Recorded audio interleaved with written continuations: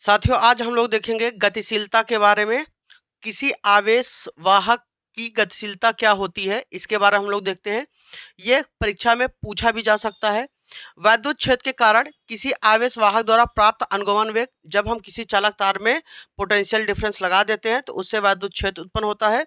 और वहाँ पे जो आवेश वाहक होता है, जो फ्री इलेक्ट्रॉन होते हैं, उनका जो अनुगमन वेग होता है वो, और जो चालक पर वैद्युत क्षेत्र हम लोग क्या करते हैं, लगाते हैं, उनका जो अनुपात होता है, वही अनुपात उस आवेश वाहक की क्या कहलाती है बच्चों, गतिशीलता कहलाती है।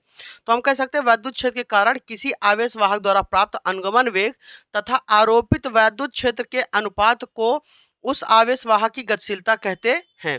और गतिशीलता को बच्चों हम लोग म्यू से प्रदर्शित करते हैं। तो म्यू बराबर क्या होता है, वी डी अपान ई। क्यों? क्योंकि अनुगमन वेग और वैद्युत क्षेत्र का क्या होता है, अनुपात होता है गतिशीलता।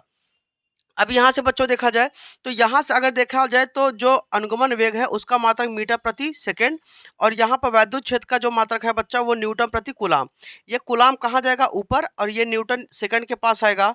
तो मीटर इंटू कूलाम हो जाएगा बटे न्यूटन इंटू सेकंड, ये इसका एक मात्रक हो गया। अगर हम यहीं पर Vd का मात्रक मीटर प्रति सेकंड लिखें और आवेश जो वैद्युत क्षेत्र है इसका जो मात्रक होता है, एक क्या होता है, वोल्ट प्रति मीटर भी होता है। तो यहाँ पे वोल्ट प्रति मीटर रखे तो m कहाँ जाएगा, ऊपर, और v यहाँ पे आएगा।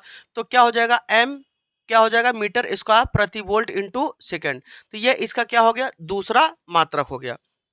अब आप जानते हैं कि जो Vd बराबर होता है वो होता है कैपिटल ई स्मॉल ई टाउ अपान क्या होता है, m। तो यहाँ से अगर म्यू बराबर अगर देखा जाए तो आप जानते हैं म्यू बराबर क्या होता है, Vd अपान ई। तो Vd का मान यहाँ पर हम रखें कैपिटल ई स्मॉल ई टाउ अपान m, और बटे में क्या हो जाएगा, कैपिटल ई से ई कट गया तो स्मॉल ई इंटू टाउ बटे क्या हो जाएगा, m। ये क्या हो गया बच्चा, गतिशीलता का ये आपका एक दूसरा फॉर्मेट पे क्या आ गया, यहाँ पे फार्मूला आपको मिल गया।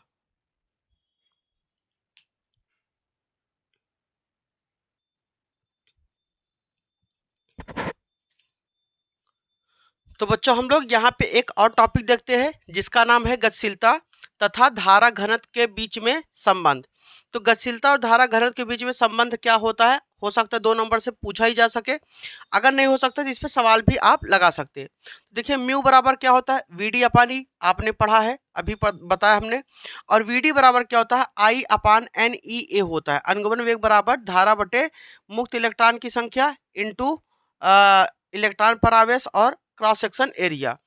अब यहाँ से अगर देखा जाए इसी Vd का मान यहाँ पर हम क्या कर दे, उठा के यहाँ पर रख दे। तो जैसे यहाँ पर रखेंगे तो I बटे NEA हो जाएगा, बटे क्या हो जाएगा, कैपिटल ई। अब ये जो कैपिटल ई है यहाँ पर जाएगा तो I बटे क्या हो जाएगा, NEA कैपिटल ई हो जाएगा। अब यहाँ पर हम I बटे ए करना चाहते हैं तो हमने I बटे ए और NE कैपिटल ई कर दिया। तो आप जानते हैं कि I बटे ए का मान क्या होता है, जे के बराबर होता है। जे क्या होता है बच्चा, धारा घनत्व होता है, जो करंट डेंसिटी होता है वो होता है। तो हम इसके जगह पे क्या लिख सकते हैं, जे लिख सकते हैं। तो म्यू बराबर क्या हो गया, जे अपान एन ई कैपिटल ई हो गया। और यही क्या हो गया, गतिशीलता तथा धारा घनत्व के बीच में बच्चा क्या हो गया, संबंध देखने को मिल गया। साथियों हम लोग यहाँ पर देखेंगे एक और टॉपिक जिसका नाम है ओमी प्रतिरोध, और एक है आपका अनओमी प्रतिरोध। तो यहाँ पर ओमी प्रतिरोध और अनओमी प्रतिरोध किसे कहते हैं, परिभाषित करने के लिए आता है, इसका डिफिनीशन लिखने के लिए आता है। तो यहाँ पर हम लोग देखते हैं कि ऐसा प्रतिरोध जो ओम के नियम का पूर्णतः पालन करता है उसे हम लोग ओमी प्रतिरोध कहते हैं। देखिए प्रतिरोध तो किसी न किसी चालक तार में होता है, किसी न किसी मटेरियल में होता है, और उस मटेरियल का जो रेजिस्टेंस है वो अगर ओम के नियम का पालन करता है तो यहाँ पर क्या कहते हैं, ओम के नियम का पालन करता है तो उसे हम लोग क्या कहेंगे, ओमी प्रतिरोध। क्यों? क्योंकि ध्यान दीजिएगा V प्रोपोर्शनल क्या होता है I, और V बराबर क्या होगा, I इंटू R हो जाएगा। तो इसका मतलब कि जितना पोटेंशियल डिफरेंस बढ़ेगा, चेंज होगा, उतना ही क्या कहते हैं, उसी प्रोपोर्शनैलिटी के रूप में I का भी मान चेंज होगा, लेकिन R का जो मान होगा वो हमेशा क्या रहेगा, कांस्टेंट रहेगा। समझ गए? मतलब जिस अनुपात में विभवांतर चेंज होगा उसी अनुपात में धारा बदलेगी, लेकिन प्रतिरोध पे कोई प्रभाव नहीं पड़ेगा। तो ऐसे प्रतिरोध को हम लोग क्या कहेंगे, ओमी प्रतिरोध कहते हैं। और इसका जो उदाहरण है, जो मैग्नीन का तार होता है उसमें जो रेजिस्टेंस होता है वो आपका ओमी हो गया, या यूरेका का जो तार होता है ये। तो इसका एग्जाम्पल लिखने के लिए भी आता है, आप इसे ध्यान दीजिएगा क्योंकि ये पूछा जा सकता है। आइए अब हम लोग देखते हैं अनओमी प्रतिरोध क्या होता है।